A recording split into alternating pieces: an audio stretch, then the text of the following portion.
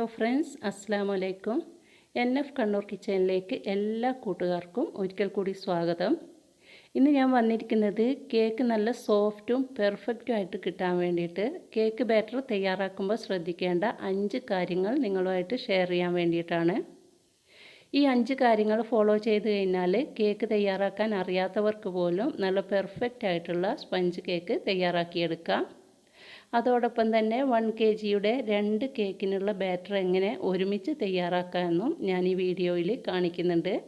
അപ്പോൾ വീഡിയോ എല്ലാവരും ഫുള്ളായിട്ടൊന്ന് കണ്ടു നോക്കുക. യൂസ്ഫുൾ ആണെന്ന് തോന്നുകയാണെങ്കിൽ നിങ്ങൾ അഭിപ്രായം അറിയിക്കാനും അതുപോലെ ലൈക്ക് ചെയ്യാനും മറക്കരുത്. നിങ്ങൾ ഇതുപോലെ ഒന്ന് ട്രൈ ചെയ്ത് നോക്കാനും മറക്കരുത്. അതുപോലെ ചാനൽ ആദ്യമായിട്ട് കാണുന്നവരാണെങ്കിൽ സബ്സ്ക്രൈബ് ചെയ്യുക. തുടർന്നുള്ള വീഡിയോസിനായിട്ട് ബെൽ ബട്ടൺ കൂടി ഒന്ന് എനേബിൾ ചെയ്തേക്കുക. കേക്ക് ബാറ്റർ തയ്യാറാക്കുമ്പോൾ ശ്രദ്ധിക്കേണ്ട 5 കാര്യങ്ങളിൽ ഒന്നാമത്തേത് എന്താണെന്ന് വെച്ചാൽ നമ്മൾ എഗ്ഗ് ബീറ്റ് ചെയ്യാനെടുക്കുന്ന ബൗള് ക്ലീനും ഡ്രൈയും ആയിരിക്കണം എന്നുള്ളതാണ്. ഒട്ടും തന്നെ വെള്ളത്തിൻ്റെ അംശം ഉണ്ടാകാൻ പാടില്ല. അതുപോലെ നല്ല ക്ലീനും ആയിരിക്കണം. എങ്കിൽ മാത്രമേ എഗ്ഗ് നന്നായിട്ട് പൊങ്ങി വരുള്ളൂ. അതോടൊപ്പം തന്നെ നമ്മൾ എടുക്കുന്ന മൈദയുടെയും പഞ്ചസാരയുടെയും മെഷർമെൻറ്റ് കറക്റ്റായിരിക്കണം. രണ്ടാമത്തെ കാര്യം എന്ന് പറയുന്നത് നമ്മൾ എടുക്കുന്ന മൈദ ഒരു 2 തവണയെങ്കിലും അരിച്ചെടുക്കുക. എങ്കിൽ മാത്രമേ കേക്ക് നല്ല സോഫ്റ്റായിട്ട് വരുള്ളൂ. മിനിമം 2 തവണയെങ്കിലും അരിച്ചെടുക്കുക. അതിൽ കൂടുതൽ അരിച്ചെടുത്താൽ അത്രയും നന്നായിരിക്കും. അപ്പോൾ 2 കേക്കിനുള്ള 1 kgയുടെ 2 കേക്കിനുള്ള ബാറ്ററാണ് ഞാനിപ്പോൾ തയ്യാറാക്കുന്നത്. അതിന് വേണ്ടിയിട്ട് 2 കപ്പ് മൈദയും 1 ടീസ്പൂൺ ബേക്കിംഗ് പൗഡറും 1/2 ടീസ്പൂൺ ബേക്കിംഗ് സോഡ 1/2 ടീസ്പൂൺ ഉപ്പ് ഇവ ചേർത്തിട്ട് ഞാനിപ്പോൾ ഒരു 3 തവണ അരിച്ചെടുത്തിട്ടുണ്ട്. ഇത് നമുക്ക് മാറ്റി വെക്കാം. ഇനി മൂന്നാമത്തെ കാര്യമാണ് പറയുന്നത്, നമ്മൾ എഗ്ഗ് ബീറ്റ് ചെയ്യുന്നതിന് മുമ്പ് തന്നെ കേക്ക് ടിന്ന് തയ്യാറാക്കി വെക്കുക. നമ്മൾ കേക്ക് ഏത് പാത്രത്തിലാണോ തയ്യാറാക്കുന്നത് ആ പാത്രം എഗ്ഗ് ബീറ്റ് ചെയ്യുന്നതിന് മുമ്പ് തന്നെ നമ്മൾ തയ്യാറാക്കി വെക്കണം. ഞാനിപ്പോൾ സോസ് പാനിലാണ് തയ്യാറാക്കുന്നത്. അപ്പോൾ അതിൽ ബട്ടർ പേപ്പറൊക്കെ വിരിച്ച് ഓയിലൊക്കെ സ്പ്രെഡ് ചെയ്തിട്ട് മാറ്റി വെക്കുന്നുണ്ട്. കാരണം നമ്മൾ ബാറ്റർ തയ്യാറാക്കി കഴിഞ്ഞിട്ട് കേക്ക് ടിന്ന് എടുക്കാൻ നിന്നാൽ കേക്ക് ടിന്നിൽ ഓയിലൊക്കെ സ്പ്രെഡ് ചെയ്ത് ബട്ടർ പേപ്പറൊക്കെ വെച്ച് കൊടുക്കുമ്പോഴേക്കും നമ്മൾ തയ്യാറാക്കിയ എഗ്ഗിൻ്റെ ബാറ്റർ താഴ്ന്നു പോവും. അപ്പോൾ കേക്ക് സോഫ്റ്റായിട്ട് കിട്ടില്ല, ഹാർഡായി പോവും. അപ്പോൾ മൂന്നാമത്തെ കാര്യം ഇതാണ്, കേക്ക് ടിന്ന് മുൻകൂട്ടി തന്നെ തയ്യാറാക്കി വെക്കുക. അപ്പം ഞാൻ 2 കേക്ക് ടിന്ന് ഇവിടെ തയ്യാറാക്കി വെച്ചിട്ടുണ്ട്. 1 kgയുടെ 2 സ്പഞ്ച് കേക്കാണ് ഞാൻ തയ്യാറാക്കിയെടുക്കുന്നത്.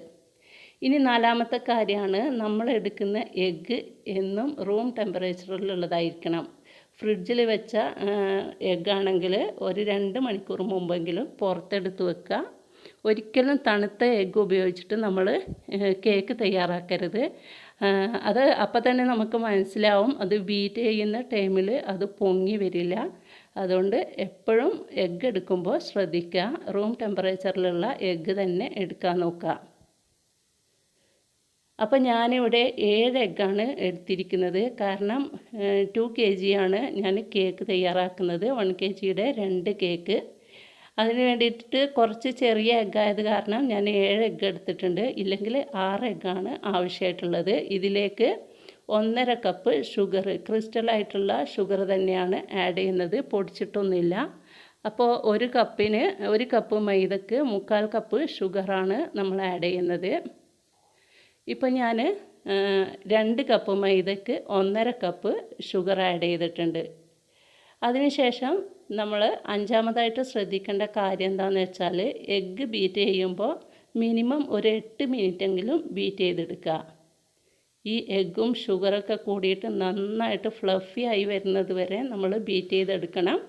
അതിനിടക്ക് വെച്ചിട്ട് നമ്മൾ സൺഫ്ലവർ ഓയിൽ ആഡ് ചെയ്യുകയോ അതുപോലെ ബീറ്റർ ഓഫ് ചെയ്യുകയോ ഒന്നും ചെയ്യരുത്. നന്നായിട്ട് പൊങ്ങി വന്നതിന് ശേഷം മാത്രം സൺഫ്ലവർ ഓയിൽ ആഡ് ചെയ്യാം. സൺഫ്ലവർ ഓയിൽ ഞാനിപ്പോൾ 1 കപ്പാണ് ആഡ് ചെയ്തിരിക്കുന്നത്. നമ്മൾ 1 kgയുടെ കേക്ക് തയ്യാറാക്കുമ്പോൾ 1/2 കപ്പ് സൺഫ്ലവർ ഓയിലാണ് ചേർക്കേണ്ടത്. ഇതിപ്പോൾ 2 kg ആയത് കാരണം ഞാൻ 1 കപ്പ് സൺഫ്ലവർ ഓയിൽ ചേർത്ത് കൊടുത്തിട്ടുണ്ട്. അതുപോലെ ശ്രദ്ധിക്കേണ്ടത് സൺഫ്ലവർ ഓയിൽ ചേർത്ത് കഴിഞ്ഞാൽ 1 മിനിറ്റ് മാത്രം ബീറ്റ് ചെയ്ത് കൊടുക്കുക. കുറേ സമയം ബീറ്റ് ചെയ്ത് കഴിഞ്ഞാൽ ഈ പൊങ്ങി വന്ന എഗ്ഗൊക്കെ ലൂസായി പോവും. അപ്പോൾ ഈ 5 കാര്യങ്ങളാണ് നിങ്ങൾ ശ്രദ്ധിക്കേണ്ടത്. ഇത് ശ്രദ്ധിച്ച് കഴിഞ്ഞാൽ നല്ല പെർഫെക്റ്റ് ആയിട്ടുള്ള കേക്ക് നമുക്ക് തയ്യാറാക്കിയെടുക്കാൻ പറ്റും. ഇപ്പോൾ നിങ്ങൾക്ക് കാണാൻ പറ്റുന്നുണ്ടാവുമല്ലോ, നന്നായിട്ട് പൊങ്ങി വന്നിട്ടുണ്ട് എഗ്ഗിൻ്റെ ബാറ്റർ. ഇതിപ്പോൾ ഞാൻ ഡ്രൈ ഇൻഗ്രീഡിയൻസ് ഒക്കെ ചേർത്തിട്ട് നന്നായിട്ടൊന്ന് മിക്സ് ചെയ്ത് കൊടുക്കുകയാണ്. മൈദ ഇട്ട് കൊടുക്കുമ്പോൾ ഒരു 4 or 5 തവണയായിട്ട് കുറേശ്ശെയായിട്ട് ഇട്ട് കൊടുത്തതിന് ശേഷം ഒരു സ്പാച്ചിൽ ഉപയോഗിച്ചിട്ട് നമുക്ക് ഒരേ ഡയറക്ഷനിൽ തന്നെ സാവധാനത്തിലൊന്ന് ഫോൾഡ് ചെയ്തെടുക്കാം. അപ്പോൾ നമ്മൾ ശ്രദ്ധിക്കേണ്ട 5 കാര്യങ്ങൾ ഒരിക്കൽ കൂടി ഞാൻ പറഞ്ഞു തരാം. ഒന്നാമത്തെ കാര്യം, നമ്മൾ എഗ്ഗ് ബീറ്റ് ചെയ്യാനെടുക്കുന്ന ബൗള് ഡ്രൈയും ക്ലീനും ആയിരിക്കണം. ഒട്ടും തന്നെ വെള്ളം ഉണ്ടാവാൻ പാടില്ല. രണ്ടാമത്തെ കാര്യം എന്താണെന്ന് വെച്ചാൽ, നമ്മൾ എടുക്കുന്ന മൈദ മിനിമം 2 പ്രാവശ്യമെങ്കിലും അരിച്ചെടുക്കണം. അതിൽ കൂടുതലായാലും പ്രശ്നമൊന്നുമില്ല, മിനിമം 2 തവണയെങ്കിലും അരിച്ചെടുക്കുക. മൂന്നാമത്തെ കാര്യം എന്ന് വെച്ചാൽ, കേക്ക് ബാറ്റർ തയ്യാറാക്കുന്നതിന് മുമ്പ് തന്നെ നമ്മൾ കേക്ക് ടിന്ന് തയ്യാറാക്കി വെക്കുക. നാലാമത്തെ കാര്യം, നമ്മൾ എടുക്കുന്ന എഗ്ഗ് എന്നും റൂം ടെമ്പറേച്ചറിലുള്ളതായിരിക്കുക. അഞ്ചാമത്തെ കാര്യം, എഗ്ഗ് ബീറ്റ് ചെയ്യുമ്പോൾ എഗ്ഗും ഷുഗറും കൂടി മിനിമം ഒരു 8 മിനിറ്റെങ്കിലും ബീറ്റ് ചെയ്തതിന് ശേഷം മാത്രം നമ്മൾ സൺഫ്ലവർ ഓയിൽ ആഡ് ചെയ്യുക. അപ്പോൾ നമ്മുടെ ബാറ്റർ ഇവിടെ നന്നായിട്ട് മിക്സ് ചെയ്തെടുത്തിട്ടുണ്ട്. ഞാൻ ഒരു പാത്രത്തിലോട്ട് പകുതി ഭാഗം ഒഴിച്ചു കൊടുത്തിട്ടുണ്ട്. ഇത് നമുക്ക് നന്നായിട്ട് ഇതിൻ്റെ എയർ ബബിൾസൊക്കെ പോകാൻ വേണ്ടിയിട്ട് ഒന്ന് ടാപ്പ് ചെയ്ത ശേഷം ഒരു 30 മിനിറ്റ് മുതൽ 40 മിനിറ്റ് വരെ വെരി ലോ ഫ്ലെയിമിൽ നമുക്കിതൊന്ന് ബേക്ക് ചെയ്തെടുക്കണം. അപ്പോൾ ഇതിൻ്റെ അടിയിലായിട്ട് ഒരു പഴയ പാത്രമോ ഇല്ലെങ്കിൽ ഒരു നോൺ സ്റ്റിക്കിൻ്റെ പാനോ വെച്ച് കൊടുക്കുക. ഇനി ബാക്കിയുള്ള ബാറ്ററിലോട്ട് നമ്മളൊരു 5 ഡ്രോപ്സ് പിസ്ത സിറപ്പ് ആഡ് ചെയ്തിട്ടുണ്ട്. നല്ലൊരു ഫ്ലേവറിന് വേണ്ടിയിട്ടും ഒരു കളർ ചേഞ്ചിന് വേണ്ടിയിട്ടും ചേർത്തതാണ്. ഇതിന് പകരമായിട്ട് വേറെ ഏത് സിറപ്പ് വേണമെങ്കിലും ആഡ് ചെയ്യാം. നന്നായിട്ടൊന്ന് മിക്സ് ചെയ്ത് കൊടുത്തതിന് ശേഷം നമ്മൾ തയ്യാറാക്കി വെച്ച സോസ് പാനിലോട്ട് ഇതും ഒഴിച്ചു കൊടുക്കുന്നുണ്ട്. നേരത്തെ ചെയ്തതുപോലെ തന്നെ എയർ ബബിൾസൊക്കെ ഒന്ന് കളഞ്ഞതിന് ശേഷം നമുക്കൊരു 30 മുതൽ 40 മിനിറ്റ് വരെ വെരി ലോ ഫ്ലെയിമിൽ ഇതും അടുപ്പിലോട്ട് മാറ്റുന്നുണ്ട്.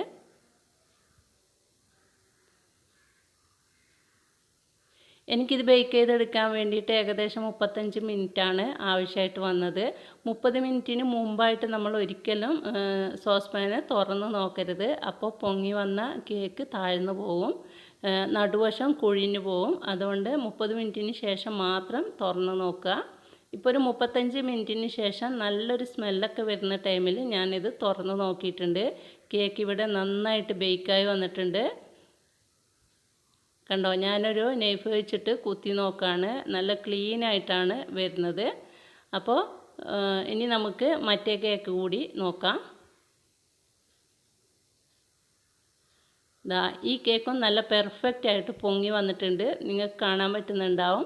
അപ്പോൾ ഞാൻ ഈ പറഞ്ഞ പോലെ 5 കാര്യങ്ങൾ ശ്രദ്ധിച്ച് കഴിഞ്ഞാൽ നല്ല പെർഫെക്റ്റ് ആയിട്ടുള്ള സോഫ്റ്റ് ആയിട്ടുള്ള കേക്ക് എല്ലാവർക്കും തയ്യാറാക്കിയെടുക്കാൻ പറ്റും. കേക്ക് തയ്യാറാക്കാൻ അറിയാത്തവർക്കും ഇതുപോലെ ചെയ്ത് നോക്കിയാൽ മതി. അപ്പോൾ നമുക്കിത് അല്പം തണുത്തതിന് ശേഷം ഒരു 10 മിനിറ്റ് വെക്കുക. അതിന് ശേഷം നമുക്കിതൊരു പ്ലേറ്റിലോട്ട് റിമൂവ് ചെയ്യാം. ഇപ്പോൾ കേക്ക് നന്നായിട്ട് തണുത്ത് വന്നിട്ടുണ്ട്. ഇത് ഞാൻ പ്ലേറ്റിലോട്ട് റിമൂവ് ചെയ്തിട്ട് ഇതിൻ്റെ അടിയിൽ നിന്നും ബട്ടർ പേപ്പറൊക്കെ എടുത്ത് മാറ്റിയിട്ടുണ്ട്. കണ്ടോ, നല്ല സോഫ്റ്റ് ആയിട്ടുള്ള സ്പോഞ്ച് കേക്ക് ഇവിടെ തയ്യാറായിട്ടുണ്ട്. ഇനി ഇതുപോലെ മറ്റേ കേക്കും നമുക്ക് പ്ലേറ്റിലോട്ട് മാറ്റാം.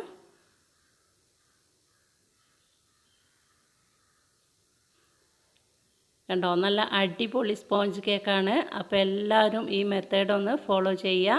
എന്നിട്ട് ഫീഡ്ബാക്ക് അറിയിക്കാൻ മറക്കരുത്. നിങ്ങൾ ഉണ്ടാക്കി നോക്കിയിട്ട് ഒന്ന് ഫീഡ്ബാക്ക് അറിയിക്കണം. അപ്പോൾ എൻ്റെ ഇന്നത്തെ ഈ വീഡിയോ നിങ്ങൾക്ക് യൂസ്ഫുള്ളാണെന്ന് തോന്നുകയാണെങ്കിൽ ലൈക്ക് ചെയ്യുക, നിങ്ങളുടെ അഭിപ്രായം അറിയിക്കുക.